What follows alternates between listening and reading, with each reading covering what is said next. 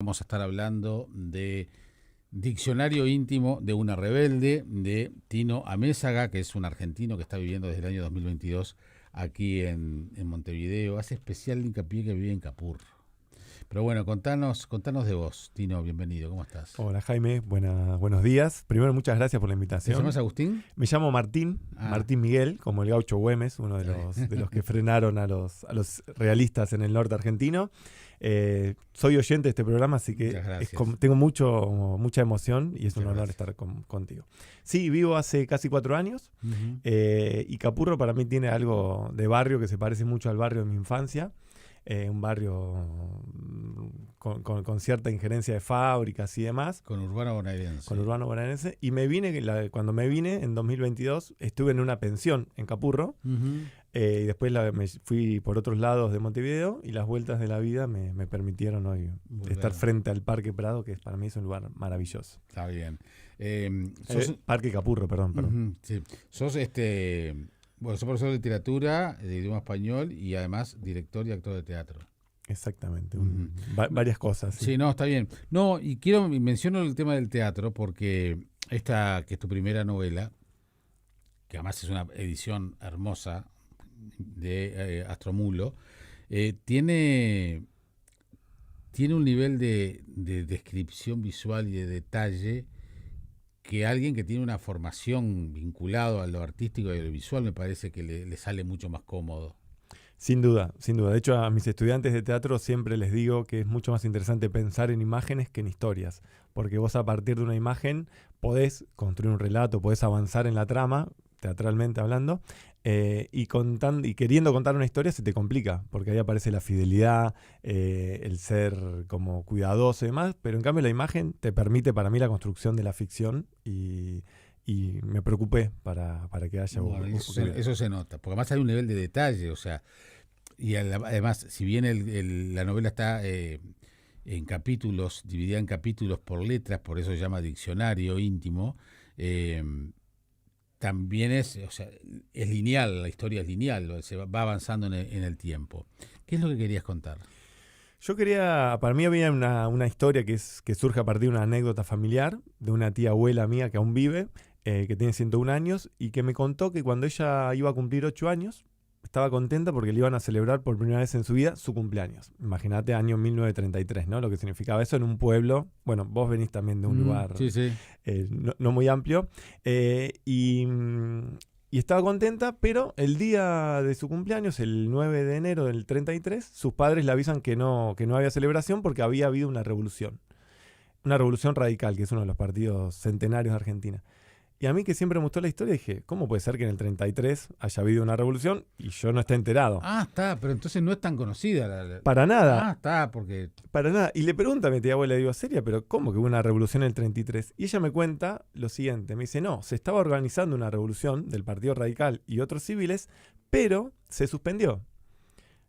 Con un inconveniente, que es que a este pueblo, a su pueblo, no llegó el aviso. No avisaron, claro. Entonces llevaron adelante la revolución y para mí eso era una historia maravillosa que debía ser contada. Pero además elegís contarlo desde ella. Desde una muchacha. Entonces se me ocurrió o me resultó casi natural construir esta idea como que si mi abuela hubiera participado de esa revolución, cosa que no sucedió y que claramente no hubo ninguna mujer en esa revolución original. ¿No es la chiquilina? Es ficcionada completamente. Perfecto. O sea, en esta novela no van a encontrar nada histórico ni fiel, que eso me permitió también poder crear y jugar con distintas cosas. No, pero también porque justamente en la contratapa se menciona, ¿no? En la década del 30, bajo la superficie de un pueblo que parece tranquilo, se esconde una movilización secreta mientras los habitantes siguen la rutina de ir a misa, bla, bla, bla. Ahí se menciona el tema de la revolución. Y quienes más o menos conocemos la historia de Argentina decíamos que de dónde viene esto, ¿no? Y además, en la medida en que ibas avanzando en la novela, veías que esa joven practicaba armas y caballo y todo, y iba descubriendo un mundo para algo en la cual le cayó de golpe, porque el padre le dice de un momento a otro, tenés que apoyar esto, ¿no? Sin duda. Creo que la revolución me sirvió como telón de fondo para ir descubriendo y para que este personaje, Alba, vaya teniendo distintas iniciaciones, ¿no es cierto? En lo que es tener un compromiso político e intentar ir a una revolución de la que ella no sabe mucho ni entiende y probablemente no comparte. Mucho de qué revolución estás hablando. Sin duda. Ella no sabe, porque creo que nadie lo sabía tampoco. Y también, yo no saqué la cuenta, creo que lo tengo marcado por acá.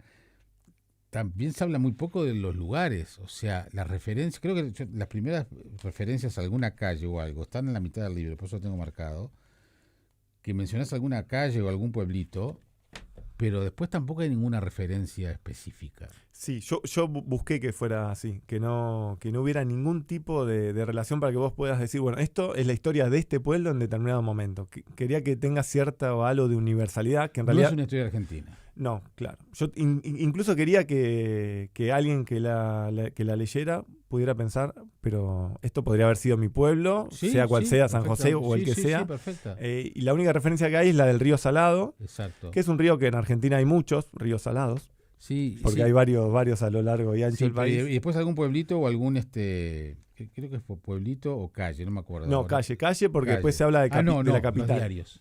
Los diarios. Los diarios, esa fue la referencia, Diario Crítica. Ahí va. Esa es la referencia más argentina que encontré. ¿Y por qué diccionario íntimo? Bueno, la idea era jugar un poco con esto de diario, de llevar la anotación propia de lo que va pasando, pero ella iba descubriendo el mundo. Entonces, a medida que avanza la trama, ella va descubriendo cosas que no sabía que existían. Las palabras. Exactamente. Y se da cuenta que no puede nombrarlas. Y se encuentra que el único libro que hay en su casa es un diccionario que trajo su padre escapando del País Vasco por la guerra. Y como sentía que había términos que a ella no le representaban, decide escribir su propio diccionario. Entonces agarra una agenda de una abuela mala que aparece ahí en la obra y con cada una de las letras empieza a construir su propia forma de nombrar el mundo. Y por eso es un diccionario íntimo, porque mezcla la idea de la construcción de la palabra, el lenguaje, el uso del lenguaje, y también de lo privado. Incluso hay letras que no existen y que ella necesita inventarlas. Sí. Porque no está nombrado lo que le sucede. No, pero además hay reflexiones muy interesantes que hacen pensar al lector mucho, como por ejemplo, ¿por qué una palabra como gato tiene tantos significados y tan distintos? O también hay otras que en definitiva podrían tener más significados si no lo tienen, ¿no? O sea, como que en otro nivel de lectura, porque además está diferenciado hasta gráficamente, no pretende ser ni siquiera un ensayo, pero es una parte donde el narrador se permite tomarse algunas licencias para reflexionar sobre las palabras y sus significados. Sin duda, sin duda. Y ahí está, ella se encuentra en contradicción todo el tiempo. Cuando ve un diccionario de 1862, que es un diccionario que tomé original, o sea... Existe, ese libro existe. Ese libro existe, está en internet. Entonces muchos de los términos están sacados de ese diccionario. Y claro, y yo me encontraba con el juego de este personaje que no termina de entender qué es lo que está queriendo decir. En un momento se enoja porque dice, ¿cómo puede ser que Dios, que el significado de Dios... sean unas 10 o 12 páginas en un diccionario. Cuando para ella todo eso debería ser mucho más simple. O sea, que poder decir qué es Dios debería ser más sensible. Y le pasa con la palabra revolución, que también la va descubriendo, y con la palabra rebeldía, y va creando algunas palabras. Por ejemplo, en un momento de ella dice, ¿qué soy? Revolucionadora, como que no sabe cómo se conjugaría, cómo nombrarlo, porque habla también de esa inocencia, pero también de ese compromiso de tener que convertirse en adulta, siendo una niña o un adolescente, para llevar adelante un mandato familiar. La semana pasada hacía una entrevista sobre también un libro que la voz narradora es la de una niña, y también hacía mención al último libro de Joy Dicker, que también es una niña. Y justo también el tuyo coincide que es un adolescente, pero me da la sensación que ustedes, los escritores, toman estas voces de adolescentes o niños que reflexionan a través de su sentido común, de esa inocencia que les da su propia edad, para poner en entredicho cosas del mundo de los adultos. Sin duda, sin duda. Para mí eso es algo que me fascina. Primero como docente, como decías, o sea, trabajo con adolescentes hace muchos años, pero después a lo largo de mi vida siempre charlé mucho con las personas adultas en mi vida. Y esta inocencia que te digo de esta niña, lo encuentro en el vínculo, en la forma en la que tenían de vincularse con el mundo mis abuelas, por ejemplo. Mi abuela hoy tendría 117 años más o menos. Y claro, ella, su objetivo de vida era coser y casarse. Hizo hasta 6º grado.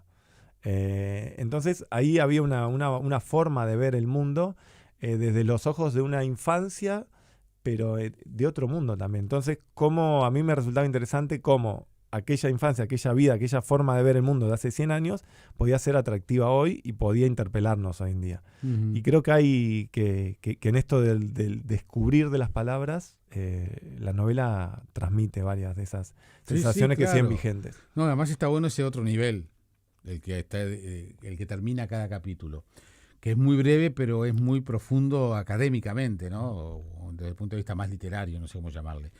Pero tuviste que hacer un esfuerzo de vincular, de conocer el detalle para vincular la época histórica, es decir, que el mundo que describía se ajuste lo más preciso a la década del 30, principio de la década del 30. Bueno, eso fue posterior, tuve que hacer ajustes posteriores, no en la creación. De hecho, en las últimas textos, antes de la edición, había errores históricos, por ejemplo, como que a misa se iba en ayunas. O sea, yo no sabía eso y me enteré a través de una correctora de estilo. Me dice, che, mirá que en los 30 la misa era a las 7 de la mañana o a las 6 y se iba en ayunas y todavía estaba en latín. Entonces tuve que hacer algunos ajustes ahí. Después en algún momento también con algo así de un Zeppelin y demás que no tenían claro si estaba o no. Pero fue posterior, como que por haber tenido estas abuelas muy presentes en mi vida y haber charlado mucho, y de hecho tengo entrevistas grabadas con ella, como que me resultó casi natural, como que y transité las calles de ese pueblo, entonces como que me fue natural. No, porque pensaba que por un lado capaz que la reflexión de la chiquilina para saber cómo se autodenominaba, si revolucionaria, eso capaz que también es una mirada un poquito más contemporánea, un análisis más contemporáneo, pero que no hace ruido ni nada, simplemente lo pensé cuando leía. Pero en ese sentido, yo, capaz que me tapás la boca, pero tengo una discrepancia. A ver. Yo creo que la palabra kiwi y el kiwi es mucho más para acá. Sin duda, coincido plenamente. De hecho, en la definición que se hace el diccionario de la K, dice que es una palabra, ¿cómo se dice? Una letra que camina a no existir. Sí, exacto. Y que nombra que en realidad los griegos la usaban como para medir cosas. O sea, pero el kiwi lo conocimos hace poco tiempo. Sin duda. En los 70, 80. Sí, no mucho más de eso, por eso. Sí. Y ahí me llamó la atención. Por eso necesité, de hecho, terminó en la edición final, termina apareciendo esa cosa de decir, che, esto hay que cambiarlo, pero era tan fuerte lo que pasaba en la K que necesitábamos mantenerlo. Y con la W también pasa algo parecido, porque no había palabras. Entonces apareció este cura excéntrico pidiendo un kiwi. Que puede ser que sea atemporal. No, pero somos esas bobadas que uno reflexiona cuando va leyendo. Sí, pero en definitiva, lo bueno que tiene es que hay una suerte de nivel de qué es verdad y qué no es verdad. Como te manejás con el tema histórico de una revolución, uno tiende a pensar, porque más el nivel de detalles que das es como si tuvieras una fuente muy directa, ¿no? Da la sensación como que los hechos, por eso te preguntaba si realmente había existido esa revolución. Yo el único contacto que tuve con esa historia real son 3 noticias periodísticas que me consiguió mi tía, porque ella hizo una investigación para estudiar un profesorado de geografía que hizo, pero eran más de lo que le había pasado a estos revolucionarios post-revolución, que estuvieron todos presos durante muchos años en la ciudad de La Plata. Entonces esa era la única referencia. Entonces después fue todo invitado. O sea, yo a partir de ahí me enteré que habían tomado el telégrafo, la estación de tren y la comisaría, pero después fue todo y que había habido un ómnibus. Eso también es en la parte real, que en Argentina lo llaman colectivo, coche colectivo. Pero después todo lo demás fue construido a partir de meterme en ese mundo. Fueron casi 3 años y pico escribiendo. Incluso hice una especie de clínica con una mujer que fue profesora mía de gramática y que durante un año nos juntamos por Zoom una vez por semana para ir charlando sobre lo que iba avanzando en el texto y para encontrar hallazgos para poder desarrollar. Uh-huh. ¿Qué supuso ingresar al mundo de la narrativa para vos? Yo no sabía que estaba escribiendo cuando empecé a escribir. Muchas veces, o antes había escrito cuentos o relatos que publicaba en Facebook. Y esto me fue dando. Armé una historia que eran de unas 50 páginas. Y cuando pensé a ver qué podía hacer, me dijeron, no es ni un cuento largo ni una novela corta. Entonces sabía que tenía que meterme de lleno a escribir más. Pero después me pasaba lo que Borges menciona como el ripio, ¿no? Como decir, las novelas muchas veces encuentran cosas para rellenar y que se podrían limpiar para que sea algo mucho más breve. Entonces tenía miedo de eso, de irme a escribir algo más largo y llenarlo de ripio. Por suerte estoy cómodo con lo que quedó, que no lo siento. No, porque además yo creo que describís muy bien todo el proceso interior de esta muchacha. Sí. Todos esos descubrimientos, el despertar sexual, el usar las armas, el primer beso, el andar a caballo, es decir, cómo todo ese proceso y todo lo que le pasa a ella. Sí, eso me ayudó mucho que sea una narración en primera persona. O sea, Claro. me metí ahí en ese personaje, habiéndome vinculado con muchas mujeres de esa edad, digamos, y sabiendo cómo eran las vivencias. Pero que sea narrativa, para mí fue mucho más simple que escribir teatro. O sea, a mí escribir teatro me cuesta horrores, porque me cuesta avanzar con diálogos. En cambio, la narrativa como que me ayudó un montón. Y los diálogos que hay me complicaron también. No hay tanto diálogo. Los pocos que hay me complicaron. Exactamente. Bien, se llama Diccionario íntimo de una rebelde, Tino Amézaga.